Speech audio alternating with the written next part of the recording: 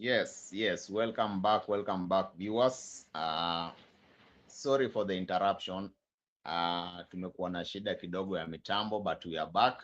As I was saying, there are a lot of things we need to cover today. That's why we did not have a live title. We just said it's a sports talk show, and we have covered a few areas. And Newton, we were discussing on the World Cup issue. So far, so good. We are heading to the semi-finals, and the four teams, we already know them. Those who are that have qualified for the semi-finals. I'll be taking a look at each team and how far the team can go and their progress from the group stages until where they are today. Another thing we also want to look at is our junior starlet teams. That is currently, the match is currently underway, the second half. We'll also be taking a glimpse on that. And then there's this issue that is going on about the coaching courses. We'll also touch on the coaching courses and the controversies circulating the training of the coaches here in Kenya.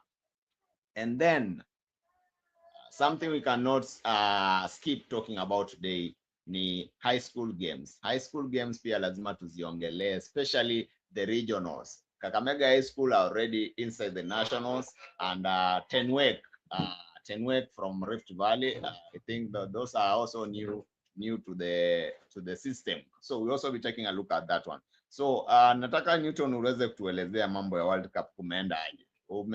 Hii season hatujapatana mambo ya World Cup kuanzia wakati waliingia group stages until today. We are taking the show when we are already entering the semi-finals. I thought tutapiga hii show wakati tulikuwa tuna launch World Cup, but it's the best way to end the World Cup, because now we have separated men from boys. We only have now men who are now proceeding to the next level. So hii World Cup umeiona aje, nimekupeleka vipi? Well, I think 2026 World Cup has been I can call them one of the best, because according to me, we had a very nice group stage. Because first of all, when a World Cup comes around, I always pick all the African teams, and to me, it was one of the best feeling ever when nearly nine out of 10 World Cup teams from Africa entered the round of 32. It was one of the best, and we really hoped for something big coming out of that round of 32. But as fate would have it, most of them, I think we did not make it. But I think to me, in terms of group stages, we had a very good group stages. I think I can just talk from African point of view, because whenever you look at the World Cup in totality, you always know there's always those big fish, the big fish boys, and then you have the other ones. So sometimes you choose to die with they're called underdogs. So I think this time around I chose the underdogs, decided let me die with all my 10 teams, and I'll cheer them on until the last one drops out. So I think to me, it was called them sweet and bitter, because if you look at, I think to me, I have to give pass wishing to Morocco. I think Morocco had one of the best tournaments ever. They had tough roots and they managed to reach the quarterfinals. Yes, Egypt managed. They think they lost their head in the from I think the 78 minutes. You look at Senegal. Of course, we give them Congo. Yes, South Africa, they are very bad start. They managed to come back. Look at Ivory Coast. Look at Congo. I think those teams, even Ghana, those teams that look at Cape Verde. Cape Verde did not lose a single match until they went out. So you look at that team from the African continent, they put in a very good fight, even justifying the 10 teams we were given. So I think to me that was one of the best fit ever. And then as fate would have it, we nearly all of us crashed in the round of, I think it was the round of 32. You look at Ghana. Ghana was, I think to me one of the worst. I think one of the worst games I've ever watched was Senegal, and I had this opinion from before the Senegal game. I think I watched the Senegal. I think the last game they won to qualify. I think it was against Haiti or somebody, if I cannot remember very correctly. So they're supposed to do the last game, and what the coach did, he did something which I was really advocating for. I was like, you know what, drop this team that has been struggling for the first two matches and play a different team. And they did that. They did exactly that. They put in a very different third team, and that team went on and won that game. And then when the two around, the coach filled the same team that had won the last match, which to me was like fantastic. But as fate would have it, around the, I think he said making substitution in the second half, he nearly took the team back to the team that had lost in the first two matches, and that's when they went. That's when the disaster strike. And I think the same thing. I think to me, yes, it's a bitter one, but I think to me, I'll go under. I'll use one. I'll use the example of, if you look at, apart from France and Spain, which are, I think those are complete footballing team. Look at the other side of the semi-final. We have England and Argentina. and Argentina. And there's one striking thing I've noticed in those teams. Those teams have just a prolific striker, one target man. And that's one of the things that really costed African teams. If you look at all those African teams, I think there's no team you can prepare and say this is a target man. So when you reach the around the 18 box there, around from the 20-yard board, everybody wants who has the ball in his feet and that they want to score. And that's not how to win a tournament. A tournament is, you look how Argentina are behaving. Argentina, they'll play their short passes at a given time, but I think they're looking for one man. So they were just looking for one specific man. Look at England; they're just looking for one man. If maybe Palmer, or no, if maybe Anderson or Bellingham find themselves there, it's because Kane is pulling some people. So I think to me, African teams, we need to invest in strikers. We need to invest in strikers. That's the only thing I have to say about it. But I think it has been a very good tournament so far. I think to me it comes as no surprise because when you look at this, you clearly saw Argentina had an easy path to the final. I think maybe apart from France was the one that I was very worried Morocco would have knocked them up, but I think changed, they just upped their gear in the second half, and Morocco had no answer. Look at Spain. Spain, I think I saw no issue with Spain. Somebody was saying Portugal. You look at Portugal, the way they've been playing in this big tournament. Unless they lose Cristiano, I think they can come back, but they have been playing badly. Because everybody of them you want to look for somebody who is not moving on the pitch for the balls. You'll have so many troubles. I think Portugal to me was not a very big threat. So I not for me, England is not a surprise. This they choose a worst team, but I think they choose a team that blended well. Argentina, yes, they have been depending on Messi, and to me, I'm very much afraid about it because when a team switches goal scorers like they did yesterday, it's a team that means they can produce from somewhere else. So to me, I think Argentina and England is a match that I've been looking forward to watch. Similarly, I don't know why people are believing that Spain can easily knock out. They're here saying, "Oh, Spain has knocked out France for the last 6 out of 5 times, maybe in Europe." I'm telling them, France have been to two finals in the last two editions. It won't be a walk in the park. And if you look at France, their team, I think somebody look at them, their team that when the ball crosses the half, they're playing like basketball. They want to run at you, and I don't think Spain's team is really able to handle the pace of the match. I think that the intention is to slow the game down, then just wait to, because if you look at their goals, they're scoring goals late in the night. They are in the second half, they're winning games. But if somebody just tell you know what, from minute one, let's run, Bambe runs as you look at Nembele, you look at Olise, you look at Bakola, I think they'll give up very fast and we wait to see. That's my short take and discussion on the World Cup matches so far. Unless you have something else you want me to comment about. You've touched so much on African teams, and I really like it that we were given 10 slots and we never disappointed with the 10 slots. Uh, but what really made us not qualify for the quarters? And also, one thing I want us to highlight on the African teams, we have these African teams that come from North Africa. What really is the problem when it comes to the international stage? Because sometimes I don't know if it's the media claims or it's what comes from the official news desk, but most of them normally tunaweza sema in Swahili wanajitenga na kuwa Waafrika, like we are not Africans. Like the sports minister is it in Egypt or Morocco? He said that they are playing for their country and not for the continent. So when we go cheering, we are cheering for a team from Africa, but for them, like Morocco, they were fighting to move to the UEFA instead of being under CAF.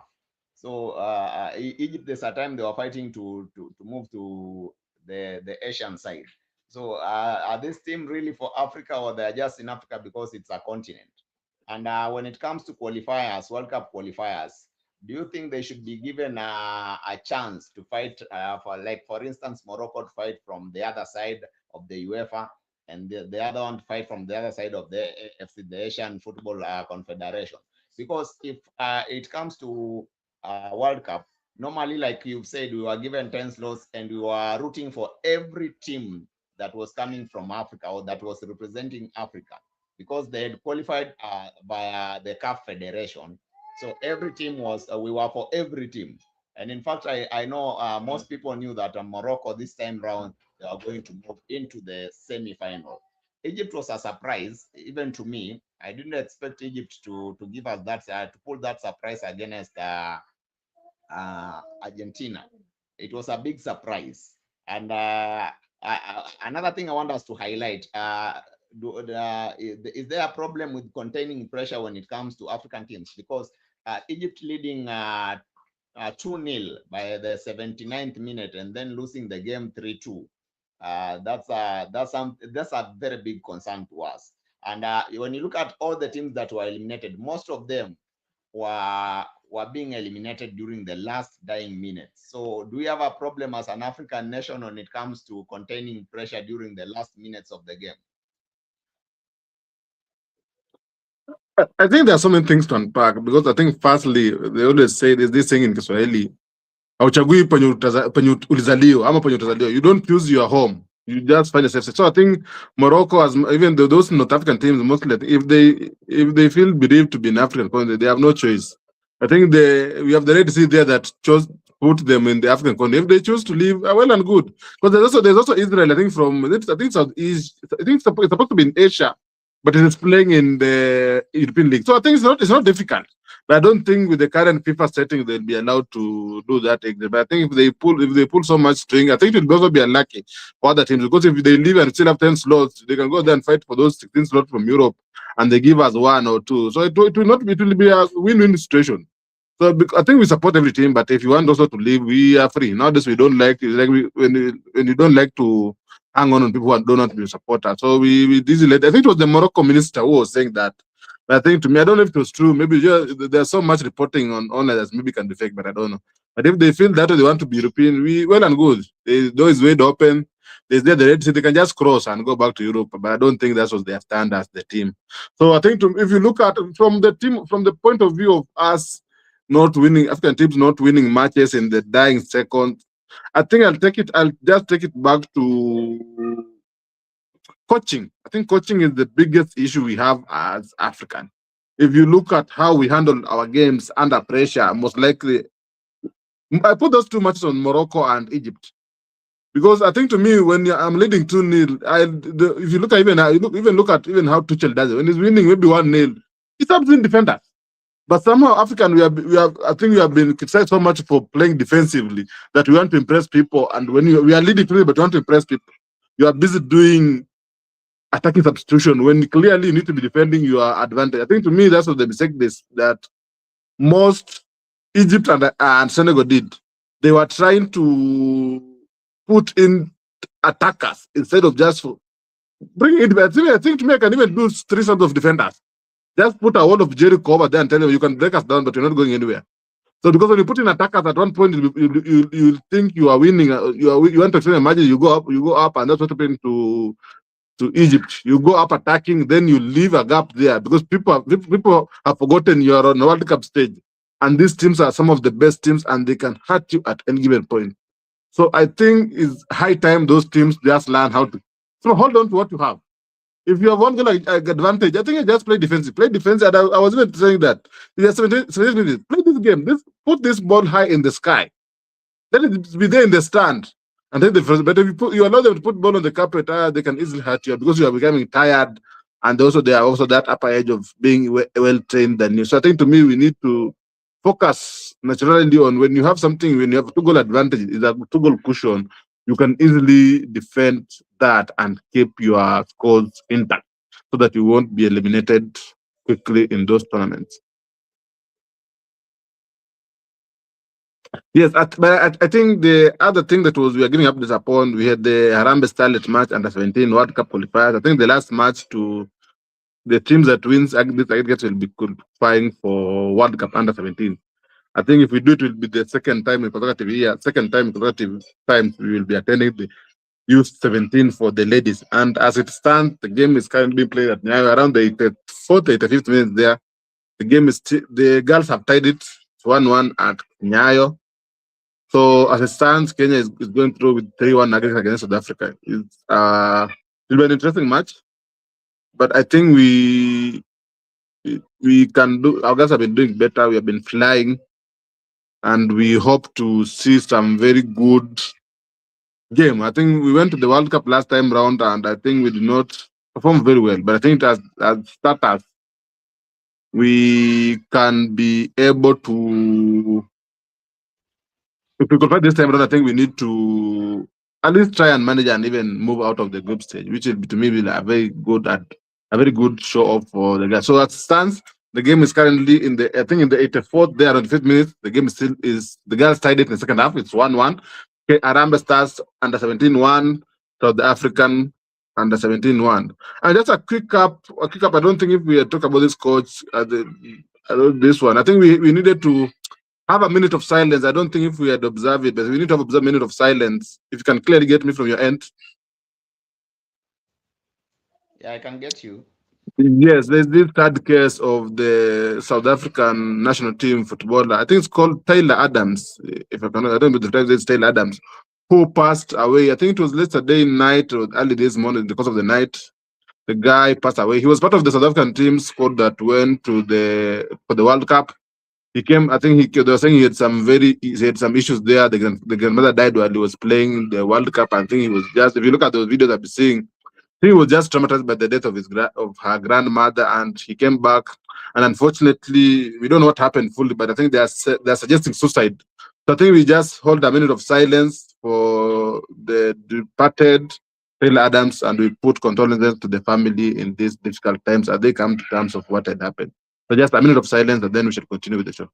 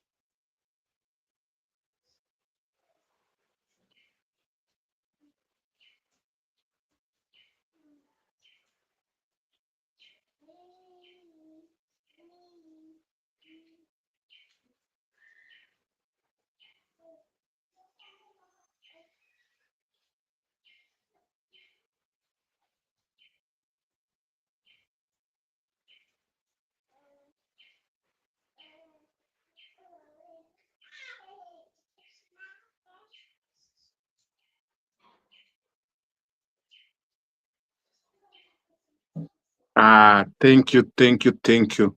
So we send our condolences to the family, to the South African national team, and to the club he was playing for losing such a young man, just 25 years old. The young man is so we send our dearest condolences to the family and to the football fraternity in South Africa. Thank you. Yeah, the condolences to the family. So sorry about my network on this side. I think I was a bit lost like 5 minutes working on the network, but I'm back. And I found you talking about our girls equalizing in the second half. Now we are at 1-1, and as I can see, the match is almost ending. So that means does that mean that we are qualifying for the World Cup under 17? Oh, those are some good news. Those are some good news for the country. Yes, you are very correct. We are going to the World Cup for the second year in running. So we will be presenting, I think, Africa, one of the slots for the African U17 will be going there. So and I think as we were holding this minute of silence, I think the girls scored. So the game has turned back. The girls, Kenya's leading 2-1. I think it's from a penalty. So the girls are leading 2-1 at Nyayo. So Kenya U17 girls 2, South African 1. The game is in the 89th minute as we speak, or maybe 90th there. So the girls are leading 2-1. The aggregate is now 4-1. And we advance. And I think on light note, I wanted to ask you this question. I don't know what's happening. because I think these under 17 girls were just recently in Tanzania. We were playing. I think this Kagame Sekafa Cup, and somehow we can't manage to beat Tanzania and Uganda. And to me, it was a surprise, kabisa, because locally, things Tanzania and Uganda have a number on us, but somehow we keep qualifying for this World Cup and this tour. I'm wondering, is it something that South Africa, that Tanzania and Uganda have noticed about our squad, or are we just lacking when we play? Or we don't put our best foot forward when playing against Tanzania and Uganda? Because we drew with Tanzania 1-1, which was in a last-minute equalizer, and then also we lost, I think, 2-0 to Uganda, which they really dismantled us. And also, as we speak, the guys have added a third one, so Kenya lead 3-1. So you can just give comment on that. What I can say is that there's a rivalry between these East African countries, and something that gives us an upper hand mostly is that whenever we are whenever we are grouped in the World Cup qualifiers, we have never been grouped with Uganda and Tanzania. That's one advantage you normally have. Another thing, when you compare the level of Ugandan football, especially this under 17 and under 15, you find that most of them are high school players. And when you look at the high school games, and you compare, especially in Uganda, when you compare high school games in Uganda with the ones in Kenya, those people are on another level. Whatever they do, it's not on our level. And another thing, ukiangalia pia, when it comes to, let's say, the qualifiers, mostly the qualifiers, we are given teams that are outside East Africa that don't understand the style of play we normally use. Uganda wametuzoea, tumecheza nao games za high school, tumecheza nao tournaments hizi local, they know us. Tanzania know us. But when it comes to South Africa, maybe it's the first time we are meeting them, under 17. For the national team, it's different. For the senior starlets, it's different because they normally meet. But for the junior starlets, mostly these people are meeting for the first time, like the qualifiers. But when it comes to Sekafa, nini, hao watu wamekuwa kukutana even when they're in school. So they know their style of play. So I think that's the biggest challenge you normally have when it comes to our local neighbors playing with them. And I'm surprised to see that Uganda has never qualified for the World Cup, right? Under 17. I don't think they were there. I think the last time we went, I don't think they were there. So that's what shocks me.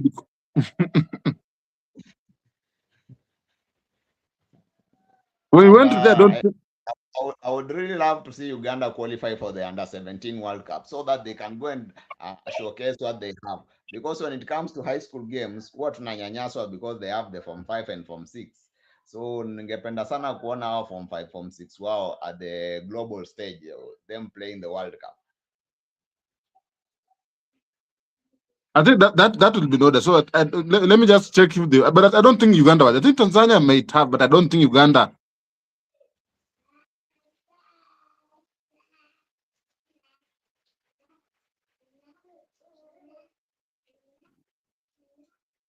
So I think the girls would be going through. They have added the third one, as we were saying. They had the third one, so they're going to that thing's 5.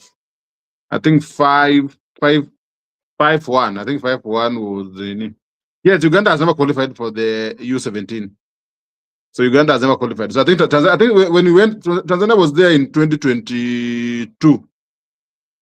So we wait to see, and also this year they were eliminated. That was shocked me because this year Tanzania were eliminated by South Africa. The team we are currently beating, the team that eliminated Tanzania. So I'm wondering what's not happening, because if you meet Tanzania and Uganda, they're really disturbing us in those under 17. But somehow I'm wondering somehow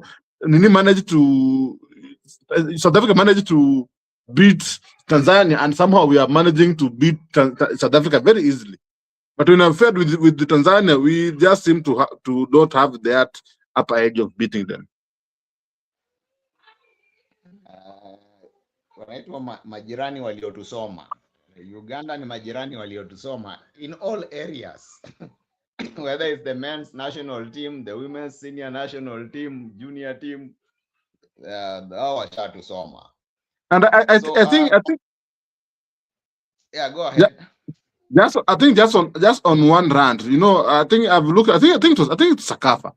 I think to me, I don't know what we normally do with the national team, because I think to me, I was following that girls Sakafa team in the group stage. I think we managed to beat. I think it was we beat South Sudan.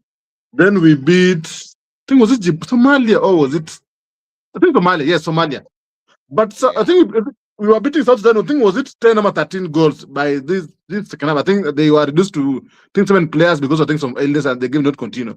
But somehow when we went to play with TZ, I managed to draw with TZ. The rules were changed, and suddenly also our goals in South Sudan matches did not count. Our top scorer there, I think, who had 9 by there, I think something there's already called. Is it a Chiegam or something? He had 9 goals, I think, from those 2 matches. Those goals were. So I'm wondering why do we keep, because I think it's not the first time. Somehow Sakafa always makes rules, bend rules to ensure that we don't proceed to the final. Because I think with that bending of rules ensure that Tanzania avoid playing Uganda in the semi-finals. And as we were given a difficult, we are now forced to play Tanzania because somehow Tanzanian goals against South Sudan counted, and that they were given 3 points. So somehow our goals against South Sudan did not count. We were given, I think they give us 3 points. They give us 3 points and 2 goals. So taking away all our 13 goals ensures that we finish as second and the first Uganda. So I don't know why we keep alive, because it's not the first time. There's a time we withdraw from Sakafa because that's poor management. But we keep allowing to be happen every year and now. Then Sakafa, we got Sakafa. They change rules midways. It impacts us, but we continue going. I think to me we need to make a stand with Sakafa. If we can't get we can't get much out of this tournament, I think we just need to also hold our back and say, you know what, we're not coming until you guys enforce it. Because I think that's what an injustice happened to those girls, and it will be good for this team in the finals. But I think we met Uganda prematurely before we even prepared. I think that's what my rant today. Thank you. This this local tournaments, especially the Sakafa, and the person who has been steering Sakafa has been a Kenyan for a very long time, and he has not been taking interest of Kenyans into consideration when it comes to the rules of the tournament. And I understand FIFA allows each tournament to come up with their own rules, but these rules should be stated, not to be changing as the tournament progresses. If we have to have Sekafa rules, let's have Sekafa rules that will govern the tournament, not even the tournament, that will govern Sekafa from the time of its inception until the time we'll dissolve Sekafa and maybe have something else. And so far, so good. We have Sekafa. We started with three nations. Now I see we have like 6 or 7 nations in the Sekafa. And it will be a good thing if it grows maybe up to 12 teams where we can have group stages and maybe knockout stages. It will make maybe football, East African football also grow. And another thing, Newton, I've realized on these local tournaments is the management. Mostly players normally have a very difficult time when it comes to attending participating in these local tournaments. They are not well managed compared to these international tournaments. Even the international friendlies are well managed, more properly managed than the local tournaments in terms of accommodation, travel, and even food. Hata hii yenye walikuwa Tanzania, there was a very big challenge on the side of our girls. And so far, we focus so much on the girls. How are our boys performing so far when it comes to Sekafa and the rest? Because lately, our focus has shifted towards the girl child, and I think we've given them the limelight mpaka tumesahau hata boys huwa wana qualify. The last time tulikuwa na hizi mbwembwe za Sekafa for the junior stars was the time we had Kina Aldrin Kibet. These guys went to Spain and the US for scholarship. From there, mambo yetu ikakufa ya football kabisa. I think in him, I think they say in life when you win, you celebrate. I think the boys, as you just said, I think we are no match for Tanzania. Tanzanian football and Uganda football are advanced. So I don't think and Yusuf Ndin for the boys has been doing so well. I haven't even heard from them recently because I think the last time we had this, I think there was that issue. I think we went to Uganda. The time we went to Uganda, was it? I don't know what was it. Was it a tournament or something like that?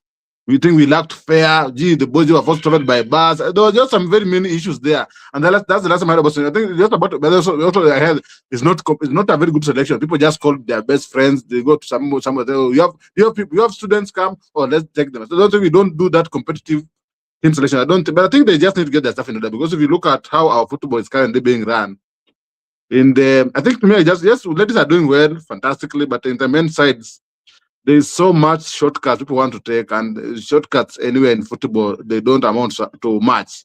If you take shortcuts everywhere in life, and we have not done so much. I want to be saying this. We have not done from the schools games for the schools games for the in Kenya secondary school games, and it doesn't help you so much because I think I can just complain. I think it's out of the topic, but I think I saw recently my school, Bungoma High, I think they went to the nationals from the, but I think somehow in the rugby, I think it was 15 out of these sevens, the first time games. And they were disqualified there because I think they had faced some ineligible players. They were trying to play with. They always try to play with that system. Yeah, the neck one, the next system that used for registered students. So I think to me, there's so much cheating happening in those under 17 games with age or something like that. So it doesn't give you the correct picture of this country's position and how they are playing very well in that level. So I think that's the one reason we need to strengthen so much for the boys there. Talking of high school games, now let's shift our focus to the high school games. Things are really boiling up in these regional competitions. Every team is fighting for a place to the nationals, and so far so good. The teams that I'm sure of that have qualified for the nationals from Western Province, we have Kakamega High School. Though everyone is saying that they came through the back door. And then we have in Rift Valley, we have Tenwek. Hearing them for the first time qualifying for the nationals, so that's a big surprise to me. Sijajua Coast and Nyanza, those who have qualified, I'm yet to confirm. But for Western and Rift Valley, and I know this is where a lot of competition comes in, and maybe Nyanza. So we are still waiting to know who has qualified from Nyanza. But a quick highlight on Kakamega High School. Kakamega High School had a challenge from the county level. They were eliminated by Musingu. I think it was at the zone. I think it was the zone. Musingu just knocked them out of the zone right away. So the elimination started from the zonal. They have been following up until they were eliminated even in the counties. And in the finals, it's Butere who played Musingu in the final, and Butere are the ones who are supposed to qualify as the winners because they beat Musingu, I think 2-0, 2 goals to 0. And then they were to qualify with Musingu. Then Kakamega High School decided to use the Mwakenya way to get themselves back to the nationals, and that's why they had to appeal to get to the nationals. The same thing happened with Kibabi, I think, and Kibabi was so unlucky to meet Kakamega High School in the semis of the regionals because Kibabi also appealed in order to be to book a place to the counties. So from the two teams that we know have qualified, Tenwek had to beat Menengai High School. And I come from this region, and I can tell you there was no much competition this year in boys category football because most of the schools were home during the zonals, and those who did not participate in the zonals were not given a chance to come and continue with their participation. So most of the zones did not produce teams, and most of the teams were just having direct qualifications without even playing the games to the counties. And even at the counties did not have much competition because most of the big schools were not in school because of the unrest that was happening for most of the places. Western region, it was so easy. It was not easy because most of the school was still in school at that time. So do you think Tenwek stand a chance in these nationals this year? Because they may be their first timers, but when they met Menengai, everybody knew that because Menengai is the one that eliminated St. Anthony Kitale, they knew that these are going to be the champions of this year's Rift Valley football secondary ball games. I think you know how the national behave. For you to be at the national stage, you have to produce some very good football, and if you don't have the qualities, you'll be found out in the group stages very easily and very fast because you look at the teams that are there. they don't come to play. But I think to me, I think point out to Western, I think to me it's just a bad culture. And I think if we keep allowing this behavior to happen, I think we allowed it. We allowed it last season in FKF, just giving teams points minus playing. This is how we do. If we keep allowing this bad behavior to happen, because there's no way teams cannot. You are play a match, get you beaten, then you come and tell us, oh, appeal. So we keep allowing these bad behaviors to happen all over the place with the teams appealing, and then they find a way to the finals, and then they say, "Oh, this is the best champion in Kenya now for football." I think to me it will be a very bad, it's a bad look for the football. And I don't know. I don't know if we'll talk about it. There was some news that I read yesterday about FKF and how they are planning to continue with the league next season. I don't know if you had heard about it or we talk about. We shall talk about it later.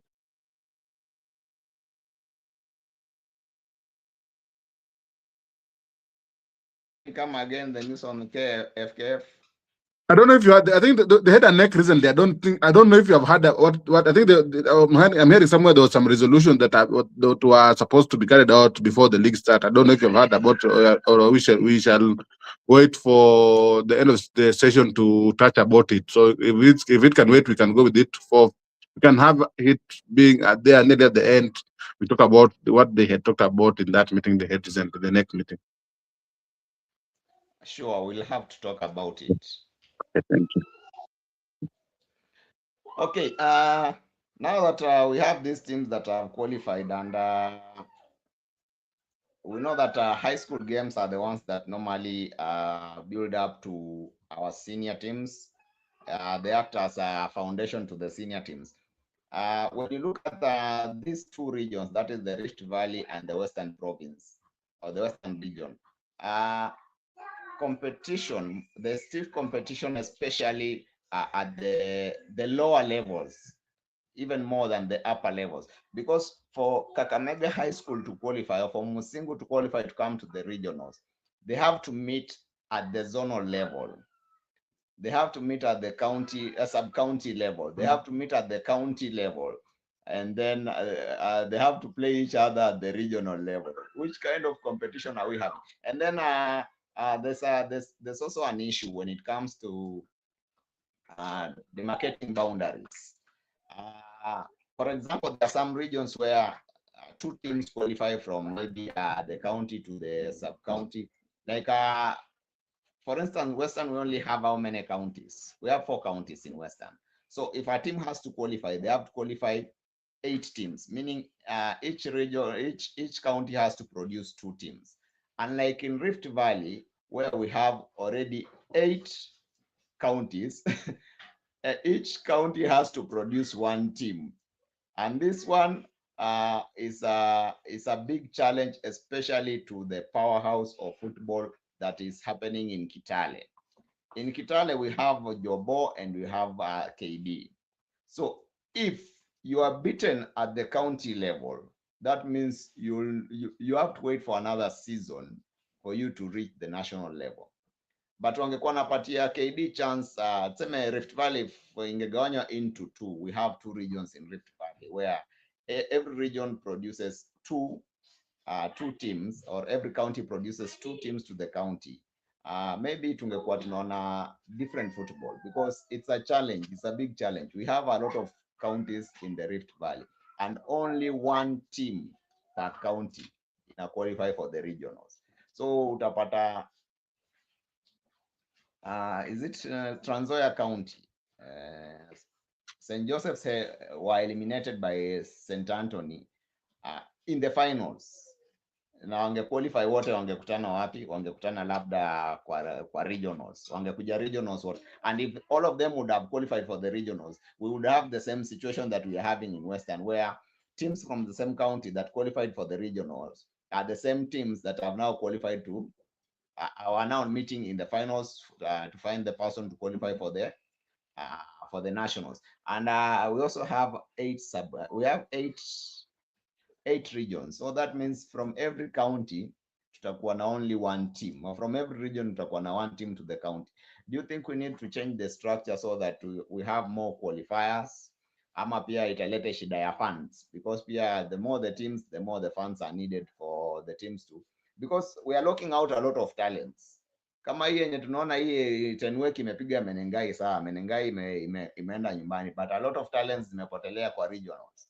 They will not be showcased in the nationals. Can we be having two teams from every category qualifying? Sema zile teams zimefika finals, utapata ile fight ya kuingia final itakuwa very high, because unajua tukishaingia final tumequalify kuingia wapi, the next level.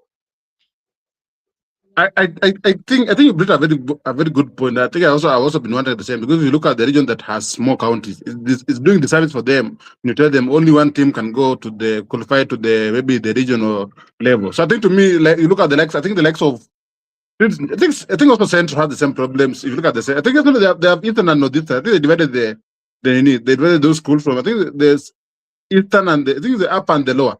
I think, like, they need just to have them like round of 16. If you have 8 counties, just have 2 of them go to the final. Then, like, start at, make a group of 4 teams each.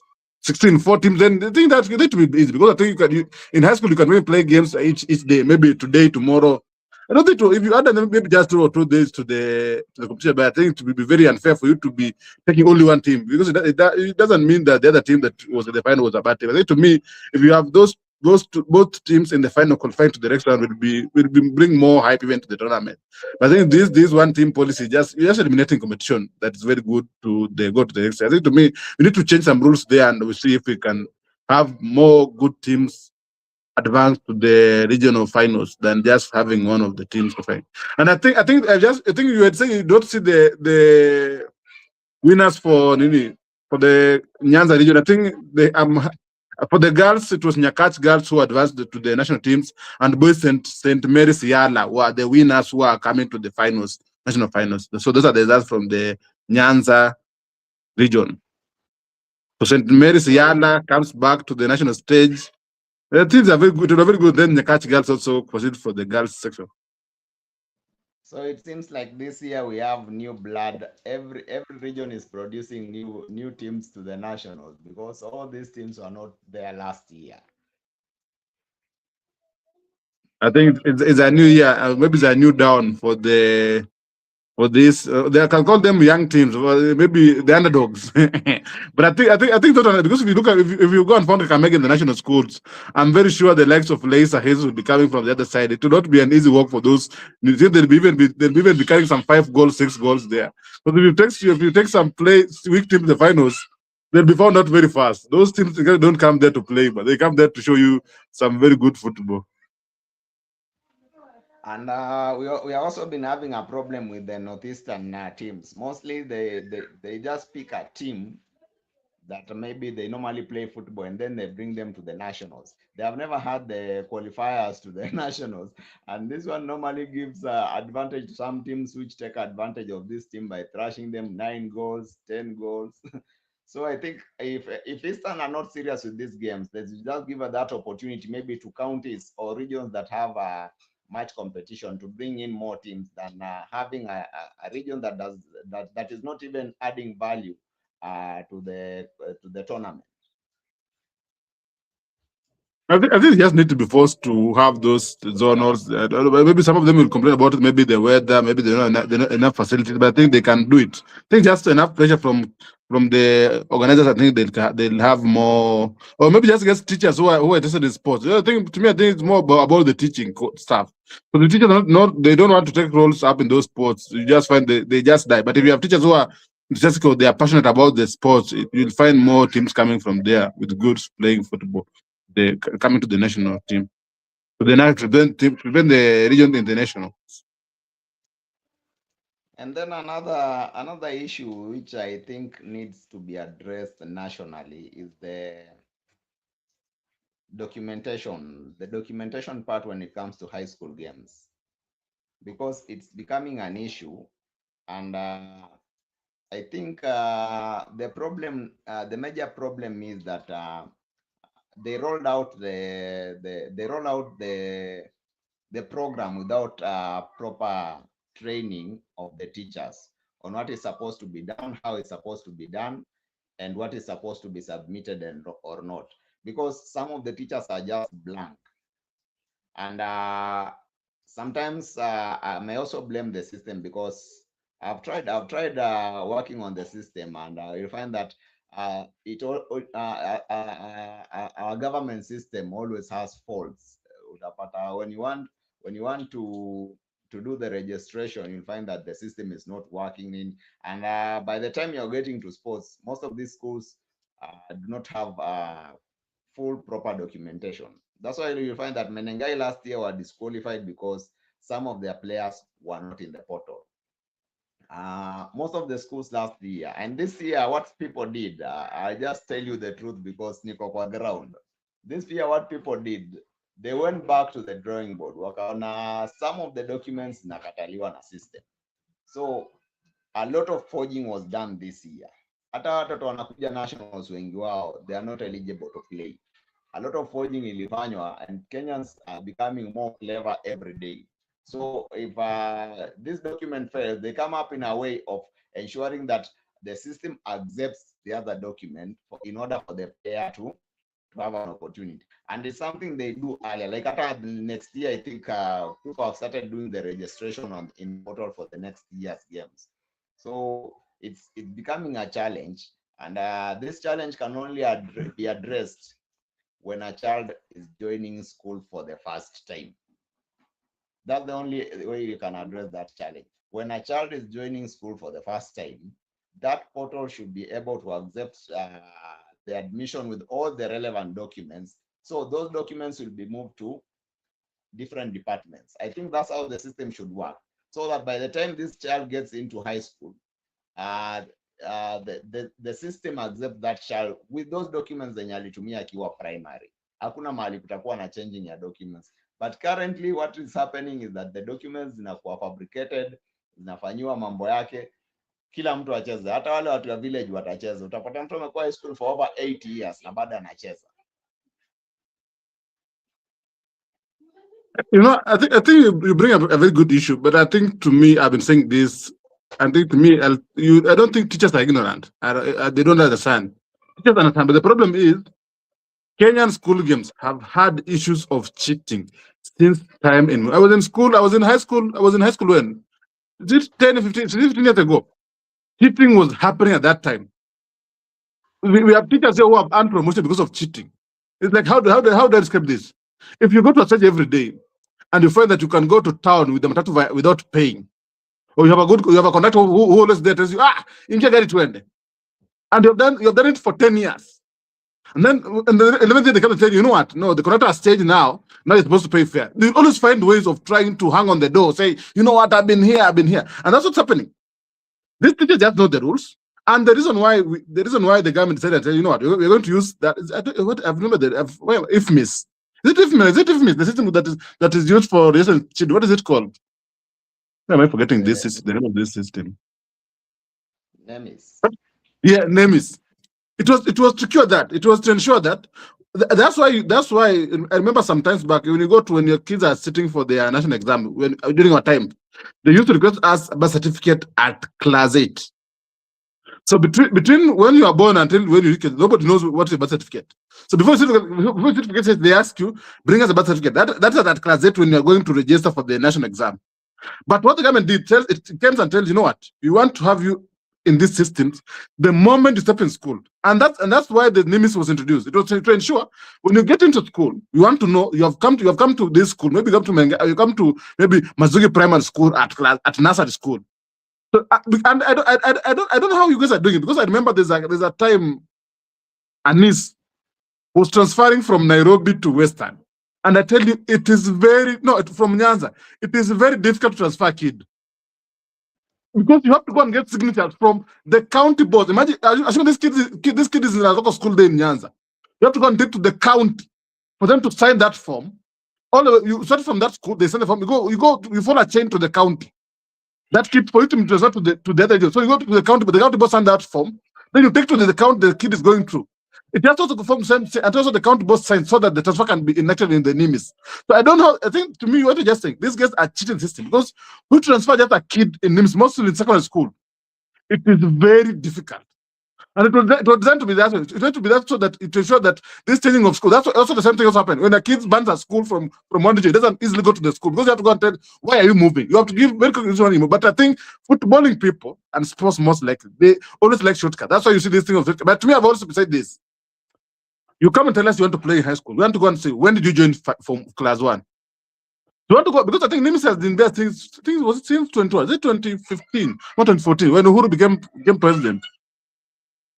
I think 2014 is there. So it has. I think it has. It has not. I think it's going out 10 years. So I think to me, in the next 5 years, we want to go. When was this document applied to the system? If you can't find anyone in the system for the last 10 years, I think we are not supposed to play sports because I think to me, I've always said, high school games are robbing us of talent, and that's why we can never use high school games in this school produce talent because it's never there. These are 31 years old playing acting as a 16-year-old kid. He just got there. I've seen this. To me, I've seen this happen. You find somebody who has kids going there playing against small children. And then that's why we can never produce. And if you look at, I've also complained about this one.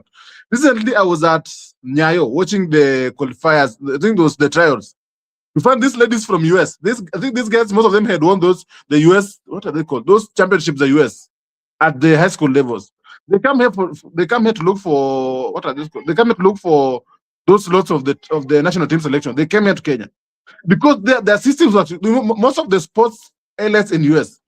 You look at basketball, the football not much, but you look at basketball, you look at volleyball, you look at track and field, you look at handball, you look at all those sports. Those kids are gotten. If you can even, I will give you NBS. Those kids are gotten from high school. A draft from high school, but somewhere in this country, and so you can't lie about your age because they have to see you where you are in class 1 here, you're in class 2, so they have to see those things. At the moment we shall go back to that system where we ensure that a kid who went to school maybe 10 years or 12 years ago is there at the national school. That's the time we shall be producing backstab. But I think as long as we keep continuing these behaviors of cheating, I don't think it will be a very bad day for you're going to have a very tough time producing talent in this country because shortcuts are everywhere. We deny the best of the best chances to play at national level because teams are just having all people playing for them. I think we just need to get away with this behavior, and we will be back to the shine good days we had. Yes, and as we had said earlier, we depend so much on high school games. We depend so much on high school games as our grassroots to ensure that we have a good foundation to build our senior teams. And this disease has to end. It's something we've complained. It's something we've talked about for a very long time. And I know that with time, as time progresses, hii mambo ya age cheating itakujaisha. So naona time pia nalipatia kisogo pale, and there are a few areas hatujagusia, and especially the coaching license. Coaches are complaining, and FKF is failing us. I don't know how other branches are reacting to the ongoing coaching courses, but coaches are really suffering.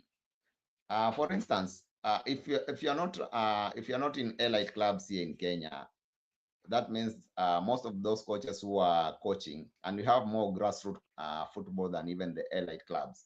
Those grassroots coaches, most of them are volunteer coaches.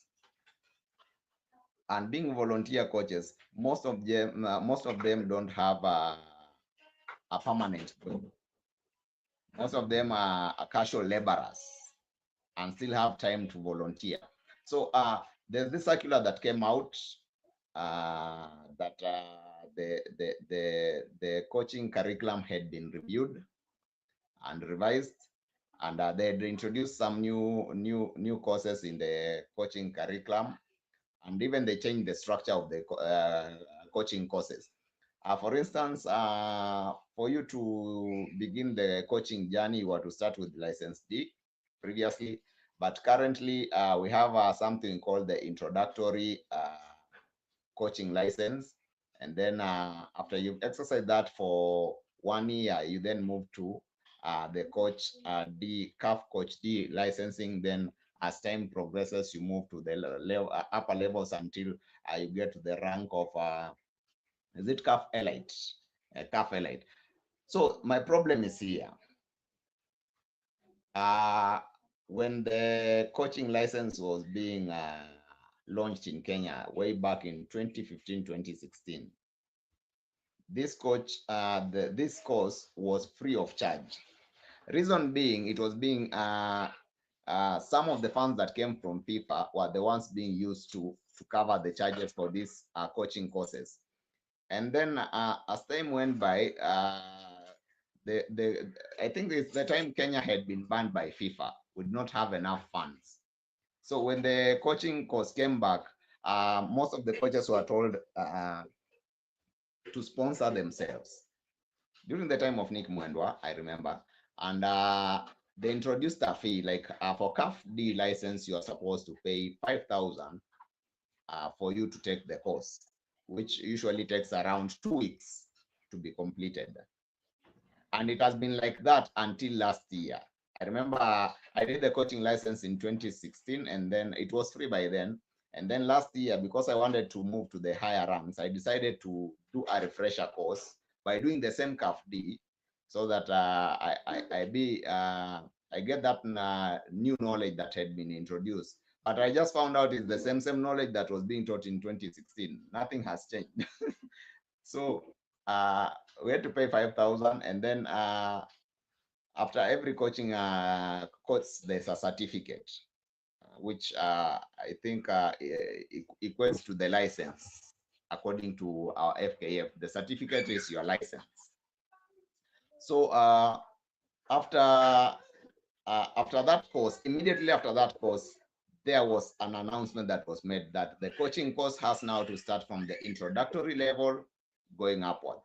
And the introductory level is the one now that will be charging 5,000 for 2 weeks, and then the CAF D will move to 1 month training, and coaches will have to part with 15,000 shillings.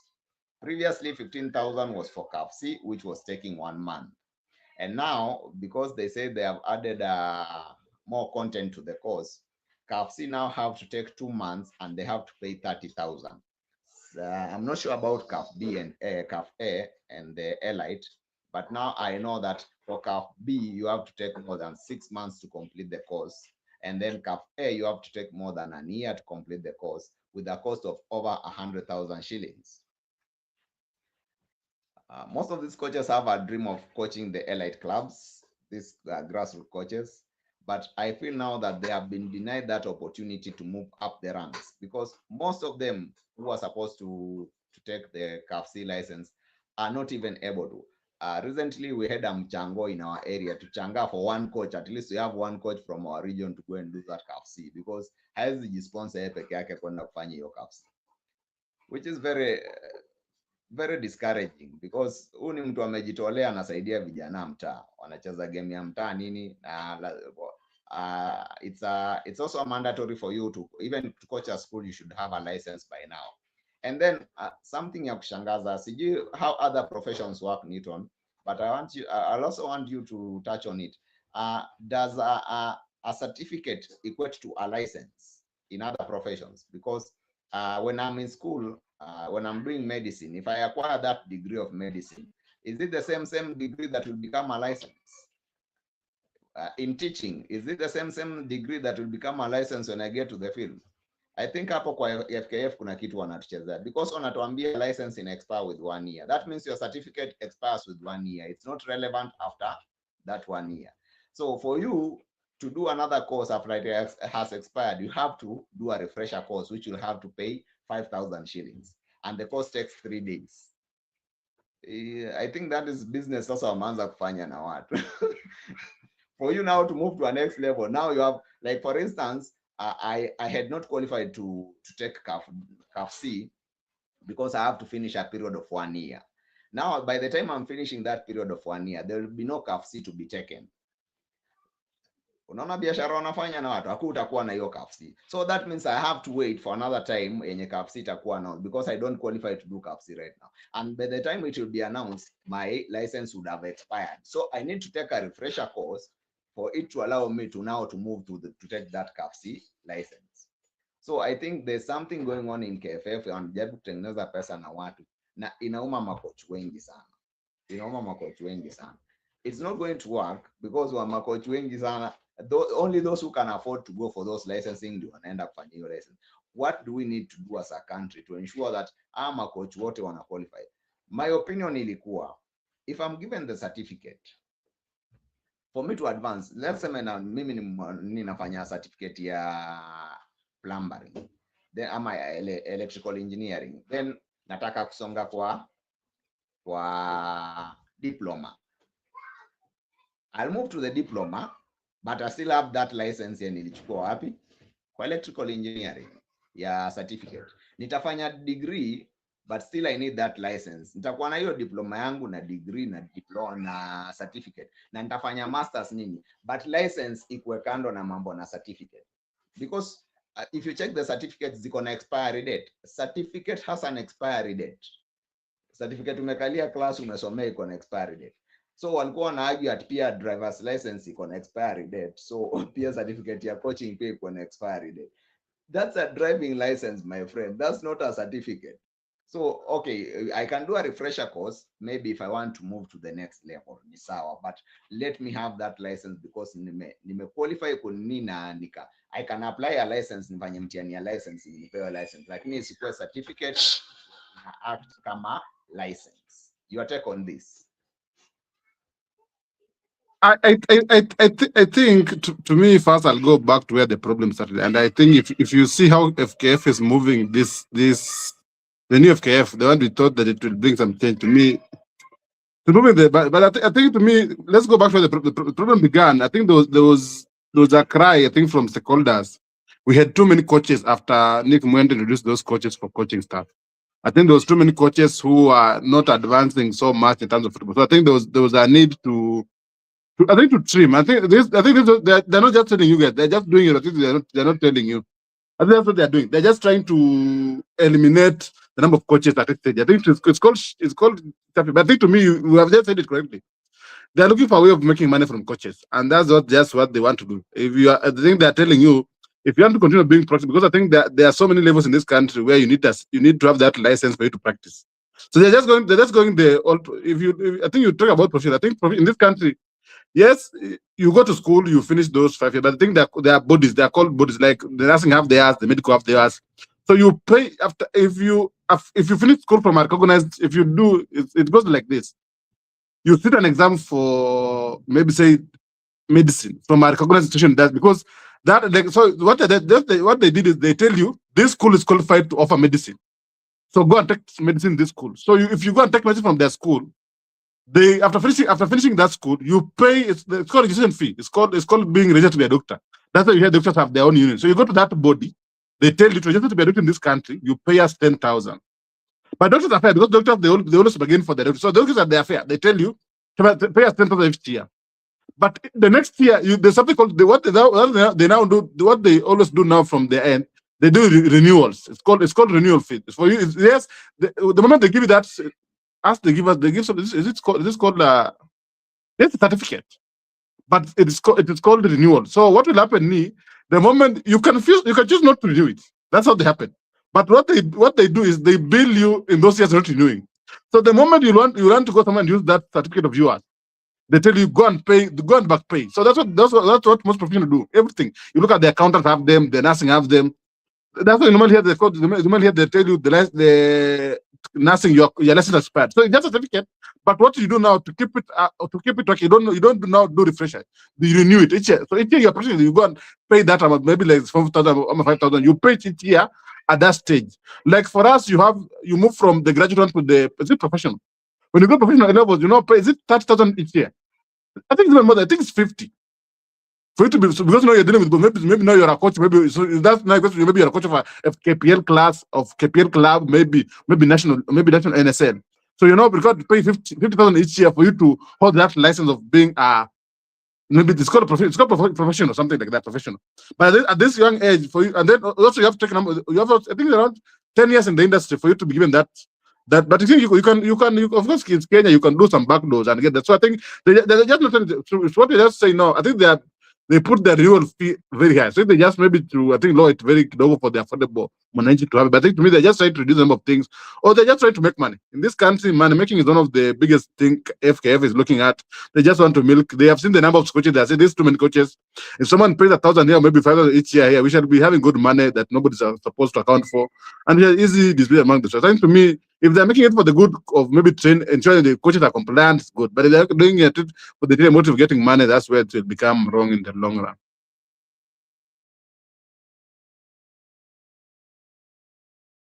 You are on mute. Oh, fine. Thank you. I think the problem now is the motive they're using to get the money, because if it comes to licensing, it has been happening. For you to advance to the next level, there's the amount that you are supposed to pay, but this amount was just hiked once, citing issues that we are changing the curriculum to include more content. And I can tell you, even from 2016 up to now, the content that has changed maybe the rules of the game. Hakuna kitu kingine imechange kwa content yao wenye wamekuwa wakifunza ever since. I thought maybe after 10 years of being in class, going back, I'll find something new, but mambo ni yale tu. So I think FKF need to consider the other coaches. Nisa coaches ni wengi, and they'll find that most of the people who do license D, not all of them advance to license C and B and A, because of the level of time commitment, finances na other issues. So hata wasporeiz hawakuwa wanasonga, wengi walikuwa wanakwama license D. So kwa nini sasa ukuja hata uangamize hiyo license D yenye inawasaidia? Most of these grassroots coaches, they only need license D. Hata wale wa shule, those who are in school, because it's a mandatory they have a license, they need that license D to do what? To be in school to coach the school teams, to be in local clubs to coach local clubs. So ukiwafungia mpaka ile ya D, where are we going to get these local coaches wa kuvolunteer kufanya kazi kwa hizi local clubs? Hatutakuwa nao. Na mtu mwenye anataka kusoma sasa atasema juu na invest, kwa nini hata local club nilipe? Local clubs hazina pesa za kulipa ama coach. So that's something they should also consider. These people are doing it for the good of the game, not that they want to have those papers wakae nazo kwa nyumba. Hata nikaa na hiyo karatasi kwa nyumba hakuna kitu itanisaidia, itaweka food kwa table. I just need to have that license to be legally on the field. Na pia at least in one way or another inapatia ile knowledge ya kujua hata mplayer akipata injury what you are supposed to do, the first aid you are supposed. So hiyo knowledge kidogo ndio wanahitaji, yenye wako na ile knowledge ya ball ndio, lakini kuna hizi vitu kidogo na paperwork hawana, ndio wanataka kupata. But sasa ukiwafungia uanze kuambia, and walikuwa wanatuambia you people are paying school fees in school more than 15,000. So we are coaching ya 15,000 pia nataka kwa. You cannot compare coaching cost na school fees watoto wanalipa shule. So they should come down, sit with the stakeholders, review that fee and also the time that is taking, because I'll tell you for free, I've been in those classes. Hizo courses, they can, those that wanasema for 2 weeks 2 months, they can take even 1 week. They can take 1 week na ziishe. Issue ni they want to buy time, waonyeshe watu kuna time mingi nafanya watu wanafanyia course when they are really doing a lot of nothing in those classes. Tapata class inaisha saa 8, mnaambiwa mkae pale mpaka saa 10 because time ya kutoka ni saa 10. Day moja mnaambiwa tuvuke hii day tuende mpaka ile time yenye date zitaisha, and then wawapatie license muende. That's not how we do things. We are wasting a lot of time when your training inaweza take. Yenye wanasema 1 month, I am sure it can take 2 weeks. But hao wanataka waweke 1 month ndio mtu aone hiyo time ni mingi, charges equal. That's stealing from Kenya. Na hiyo mimi sitachoka kwa nini. I'll make sure this reaches the president. Mimi wakati tulikuwa tunawachagua tulikuwa tunajua we are choosing a good office at impression yenye itatupeleka mbali sana. Na sasa imekuwa wasa hata kushinda Nick Mwendwa, anaona anafuga kuku siku hizi anafanya vizuri na mambo ya kuku kushinda hata venye alikuwa kwa ball. So inani pain sana, and I'm sorry to say this, Hussein ametufail kama coach, especially wa grassroots. Huko juu wana shida because huko juu those people they're already making money. So hata ukinicharge 100k na nalipwa 2M, 100k itanishinda kulipa. And then mind you, those people are on permanent jobs. Hata kama ni contract, when you are going to school, you find that you're going back to learn na hiyo mambo ya coaching, you are given a leave with the club. Ama coach wenye tunaambiwa waende KFD miezi 2 ama mwezi mmoja, huyu jamaa anafanya jua kali. Huyu jamaa asipoenda mjengo siku 2, kazi imesimama, watu hawatakula kwake. Na umemkata tayari 15,000, unamwambia asiende mjengo mwezi mzima na hakuna klabu inamlipa. Unajua pia hiyo ni that's why I was advocating, nilikuwa nimesema if they can give even them a chance wakuwa wanasoma online, wanakutana twice a week ama once a week for 1 month, itakuwa better, because huyu jamaa baada ataenda job na baada akuja afanye hiyo license. Wengi wanasema pia hiyo time anaweza pata funds sawa, lakini sasa hiyo time atatoa wapi? Hiyo time yenye mnamwambia kuja kaa hapo ndio anafaa kwenda kutafuta hiyo funds ya kulipa hiyo coaching course. So they should consider all those needs. Wasiangalie wale huko jua kwa sawa wako job, nitakuliza leave kwa club niwaambie mimi naenda kusomea nini kwa advance masomo ya coaching. Hiyo knowledge inarudisha kwa club. But huyu jamaa hakuna mahali anaenda kuonia ati ataomba leave. Utaambia mtu foreman kwa mjengo sitakuja mjengo mwezi mzima juu unaenda kufanya coaching course. Utarudi hauna kazi. So hapa hivyo akina Hussein hawajatendea makocha haki kabisa. I think they need to review it, but I think to me, I think their motive is just they're looking at the number of funds they can get from the coaching, which is a very predatory way of making revenue as an organization. They have so much money from FIFA, they can easily place that money to help coaches grow in their career. I think moving on, I think just you are reviewing Mona Sekafa Kagame Cup draw ilitoka. For the clubs one, there's going to happen. I think it's going to happen also in TZ. TZ have had so many tournaments this year. I don't know you to viwanja. And the funny thing, have I ever seen this Kagame Cup kuja Kenya kweli? Or the official grounds in TZ? Because I've never seen them in Kenya. The official grounds was in sasa sijui hata TZ ilikuja lini.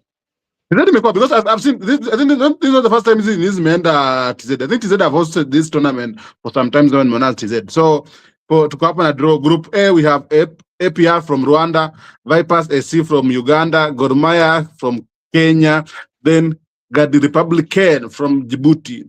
The Group B, we have Singida Black Stars from Tanzania, Simba SC from Tanzania, Jammu SC from South Sudan, then Mogadishu City from Somalia. Group C, we have Al Hilal from Sudan, Rayon Sport from Rwanda, Tusker, our Mozart Cup winners. Then we have KVS SC from Zanzibar. That's the draw. And to me, I think I would like to see this game to see how Gor are prepared, because I think they have been winning for Kenya, but I think this will be a test for them to see if they can manage to handle pressure outside Kenya. I think just a quick nini ilifungua window yake transfers. There are transfers going, people are being released from clubs. Pale FC tumekuwa raided by Gor Mahia, our keeper Katasi ameenda, na we don't wish you well ukikuja wingi ende Gor Mahia. So we hope he has a very good bench warming stay at Gor Mahia for the next season. So Katasi left FC Leopard to Gor Mahia, akaenda huko. I think Gor Mahia they had to release Gad. Gad is a Gor Mahia goalkeeper, amekuwa second goalkeeper Gor Mahia, mbona match amekuwa sana then FC tumelose mtu mwingine kweli? No, I don't think tumelose mtu mwingine. No, I think tuliachilia Is it true? There's this guy, the captain aliachiliwa. Supposed to be released also. I think the captain. But I think I just mentioned in passing the signings tumepiga. Tumefanya some signings pale. Then so after keeper kwenda, which that was the first goalkeeper tumerudi Uganda. I think we have a Ugandan goalkeeper in our team. The second goalkeeper, I think this called what? This something says something. So we went back to Uganda. We took Tommy Ikara, a goalkeeper from Uganda. Tumemsign from Bull FC from Uganda. Then Tadio Luang, I think this was the MVP in Uganda League last season. I'm the best midfielder from Uganda. Tuangu Luang from Vipers SC Uganda. Tumemsign from Uganda. Formerly amekuwa Rwanda, amekuwa Simba, pia amekuwa APR pale Rwanda. Then we signed Musungu from Marashuga. Then also Luke Otiala from K-Sharks. We wanted the Willie, but I think Tusker, they poured so much money wakachukua Willie from the best defender from pale Mara. So also Gor Mahia have also been busy. Nimeona wali sign Polokot from Ulinzi. Nimeona pia wakaenda wakaraid this winger. Nimeona winger, there's a winger, is it? I don't know. There's a winger wamesign juzi. There's a winger wamesign. I think apart from wamesigning Flangi hapa, but to me I don't think they need to do more. They need to do more in terms of because wanaenda kucheza CAF, more money also means they also need to improve their squad massively for the start of the new season. I don't know kama una signings umeona kidogo mahali in the event imefunguliwa. Before maybe tukuja kwa signings, there's something you've touched on, fixture ya Sekafa, and I think bado tuko na challenge kama growing nations in football when it comes to pulling teams. For instance, ukiangalia pool A venye umenisomea, is like wamepull all the best teams zenye ziko in East Africa, the top teams apart from 2 year Djibouti. Yeah, apart from here Djibouti, all these teams are good teams, and then unanipatia pool C yenye haina timu yoyote. So how do you expect me to play? Sasa pool stages inakuwa more exciting kushinda hata hizi games zingine zitachezwa, because pool B nimeona pale Simba peke yake na labda ni ya Rwanda, the other team from Rwanda. Jomu are the champions of South Sudan League, so they're not a very small team. Hata hao ndio amechukua ule jamaa wa nini ameenda huko, the guy from what is this team, the team ya Moranga Seal, their top striker ameenda Jomu FC, so it's not a very small team. You look at it. Also ukiangalia pale Al Hilal is the team that eliminated Kenya Police. Is it Kenya Police last season? Is the Sudan team? Yes, it's not a small team. It's a very big team, but there's a very big team there. So I don't think it's a big team for this recent seasons, but we have some traditional names zenye tunajua tu, like APR Rwanda, Gor Mahia. Those are continental names. So when you mention them, even before playing them, like you take Gor Mahia or APR Rwanda to Nigeria to meet the top team in Nigeria, kutakuwa na wasiwasi fulani. Lakini ukiniambia unachukua sijio timu umemention ya Sudan ukipeleka huko, hata Nigerians wenyewe hawaitambui. So kuna tu zile teams za continent. For instance, hiyo ukichukua Gor upeleke majuu, seme England, na uchukue Mamelodi Sundowns upeleke huko hivyo, unajua kuna tu hiyo jina Mamelodi itapatia mtu wasiwasi hata kama hawana team. So it all depends pia na jina, like hizo majina kubwa zimekuwa on one team, which is not, wange distribute every pool equal at least 2 teams zenye ziko top names, and then they should be coming from different countries. But to me, I think I like the draw very much. I think Gor Mahia needs to have a test of a very big. Gor Mahia going to play CAF.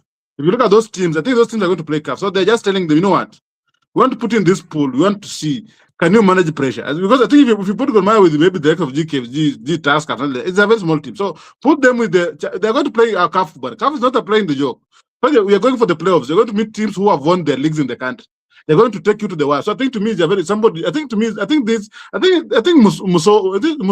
Musonyi after this match. You want to see how Gor Mahia are good? Are they that good? I think Musonyi has a hand in this draws. They just need Simba to be there to make this group complete. If they're gonna put Simba up there, Simba imalize basi group stage yote. Yes, I have to see my Apple then group to be complete. Gori talking 0 points. That would have been the best group ever. When you look at Vipers and APR Rwanda and then Gor Mahia, they are killing that team from, is it Djibouti? That team will be a walkover for every team. I think as we wind up, I think I talked to you about. I think I saw somewhere. I think early this morning, yesterday I was not that active. But I think to me I saw somewhere. And I've not seen people report it, but I think I saw it from Sporty FM, and I think to me, I think it's like a very credible news coming out of. There is news coming out of NEC. They had a meeting. I think it was on Friday or Thursday, one of those 2 days. And I'm hearing one of their key resolutions is to suspend the league until those cases that are in court concerning the 2025-2026 seasons are heard and concluded. Because as you are aware, I think Kariobangi Sharks went to court protesting the decision to be delegated from FKF directly, because, and then also Mombasa, but I think it's Kariobangi, because Mombasa, I think they're just waiting to see where the egg will fall. If they fall in their hand, they'd be very. I think Kariobangi took FKF to court. I think also teams from NSL also, I think they went to court. They are demanding, because I think somebody is saying that the rules were changed mid-season. But I think so. Kariobangi Sharks are in court. I think the case. So I'm hearing there are rumors that the league will be suspended to not start until those cases are heard. Then I don't know. I don't know in what wisdom they used their wisdom. I think I'm hearing NEC has disbanded all judiciary committees. The disciplinary committee, the ethics committee, all of them has been. So I'm wondering, are they going to elect a new one, or are we going just to start the league without disciplinary committees? I don't know what's going to happen. So those are the two big news I've had this week. So wait to see if they are true, because of course, if you start a league and then you are told by the court, you need to have Karibangi being held, being down. So I think, to me, you wait to see. I don't know how the validity of those things, but I think that news was reported this morning, and I wait to see what will happen if the league is supposed to start in August, so we still have some time between here and August. So we wait to see what will happen and if the leagues will continue as they had demanded, or as the court will have a say in the matter. But what you are saying is, I think you had mentioned it earlier, tournaments and leagues making decision mid-season and without any proper planning. Because for us to run a league, we should have laid down procedures and rules and regulations of the whole, I can say the whole tournament or the whole league season. But changing things underway, that means you are targeting some individuals. For Kariobangi, they feel that they were being targeted because traditionally that's what we've been doing. After the league has ended, I think those who finish position, is it position 2 or 3 from NSL, have to play those who finished position 16 in the playoffs. It also happens even in the English Premier League, I think, lakini hao ni wale wako chini wanacheza playoffs za semi-final. So every league has its own structure. So you cannot tell me you're going to change the structure midway and expect me not to complain, especially if I'm being disadvantaged because of the changes that are being made. So I think they should give a chance to Kariobangi Sharks to hear them out and find a proper solution before the league starts. And I think it's good they hold the league until everything is solved. Ndio tusikuwe na makesi huko mbele, ukute tena ulipanda ligi tena unaambiwa wewe teremka kwanza, tupatane next season kama umejiandaa. So let it be resolved and then we continue. And before we finish today, nimeona we have a few comments. You can just go through the comments section or tusome hizo comments ziko pale. Naona kuna comments 3 ama 4. And thanks for those who are watching na kutupatia company. See, at least leo kwa nyumba tuko na watu wametukeep company throughout the show.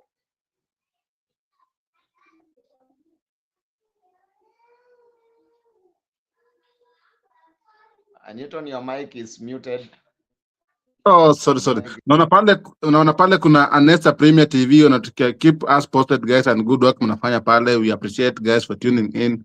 Kuna Africa Sport Hub, Inside Sport is the best. Then kuna Young Mind, was a pale great discussion. So I think, guys, thank you for keeping in, thank you for keeping tuned and keeping us company as we had this discussion. I think, to me, the few lookouts is we are waiting for the for the semi-final match of the World Cup. That is, I think starting in the next 2 days. This Tuesday. I think on Tuesday we have France versus Spain. Then also I think Wednesday. The games are very early. The games are happening at 10 p.m. So those will be very good times for most of us who will be able to watch those games. That's what we're looking for. Also, we're looking forward to the transfers in Kenya Premier League. They're high and running. So we're waiting to see who will move where.